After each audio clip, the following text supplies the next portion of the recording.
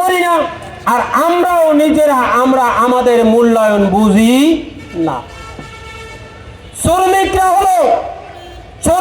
হলো দেশের মূল কর্ণধার, কিন্তু আজকে শ্রমিকরাই তারা তাদের মূল ঐতিহ্যকে হারিয়ে ফেলেছেন। শ্রমিকরাই জানে না তাদের মূল্য কত, শ্রমিকরা জানে না তাদের দাম কত। যদি শ্রমিকরা জানত তাদের মূল্য কত, তাহলে তারা তাদের মূল্য বুঝে নেওয়ার জন্য, তারা তাদের ন্যায্য প্রাপ্তি বুঝে নেওয়ার জন্য তারা তাদের ঘাম এই জমিনে প্রবাহিত করত। কিন্তু শ্রমিকরাই জানে না তাদের মূল্য কত। শ্রমিকরা আল্লাহর বন্ধু, শ্রমিক আল্লাহর রাসূলের বন্ধু, শ্রমিক দেশ সুন্দর করার কারিগর হলো শ্রমিক। আজকের আমরা যত হাইফাই গাড়ি দেখি, যত মার্সিডিজ গাড়ি দেখি, যত পাজারু গাড়ি দেখি, যত বিলাসবহুল গাড়ি দেখি না কেন, তারা আবিষ্কার করেছেন।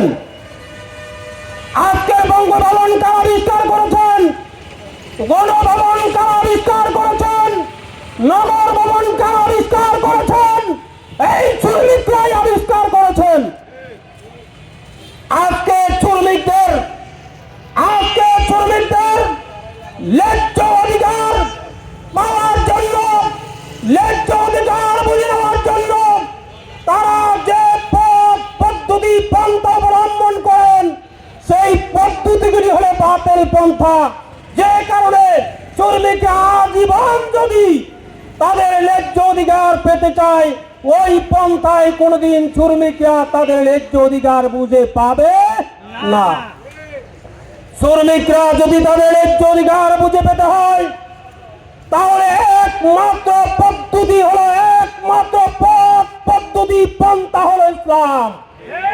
কারণ ইসলাম তাদেরকে যে পদ্ধতি অনুসরণ করার জন্য বলেছেন, নবী মুহাম্মদুর রাসূলুল্লাহ সাল্লাল্লাহু আলাইহি ওয়াসাল্লাম বলেছেন, শ্রমিকের শরীরের ঘাম শুকিয়ে যাওয়ার আগে তাদের মায়না পরিশোধ করো, তাদের মজুরি পরিশোধ করো।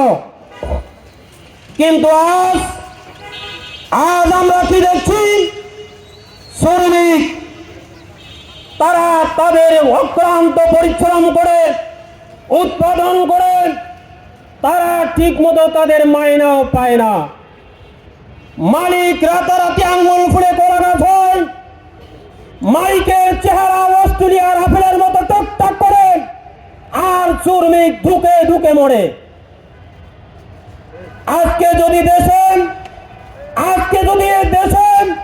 ইসলামী শ্রমনীতি বাস্তবায়ন থাকত, তাহলে শ্রমিকরা তাদের ন্যায্য অধিকার পেত। একমাত্র ইসলামী শ্রমনীতি বাস্তবায়ন না থাকার কারণে সে শ্রমিকরা তাদের অধিকার থেকে বঞ্চিত হয়েছেন। এই জন্য আমি সকল শ্রমিক ভাইদেরকে উদার আহ্বান জানাবো, আসুন ইসলামী শ্রমিক আন্দোলনের পতাকা তলে সমবেত হয়ে আমরা আমাদের ন্যায্য অধিকার প্রতিষ্ঠা করার জন্য আমরা সংগ্রাম করি। হযরত পীর সাহেব চরমনাইর হাতকে শক্তিশালী করি। আল্লাহ তাআলা আমাদের সকলকে কবুল করুন।